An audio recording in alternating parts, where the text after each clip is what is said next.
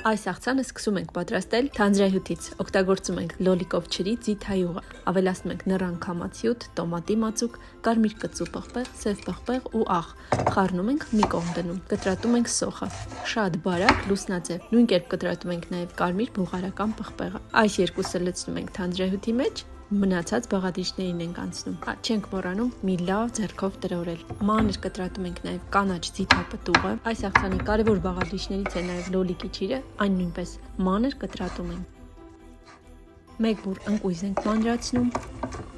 մեկ մեծ փունջ մաղադանոց ենք կտրատում, սա մեր աղցանին թարմություն և անուշ բույր կտա, բոլոր բաղադրիչները միացնում ենք իրար, վերջում նուռ ենք ավելացնում, տեղը տեղին խառնում ենք և մատուցում, այս աղցանը ուղղակի պարտավոր է լինել ձեր տոնական սեղաններին,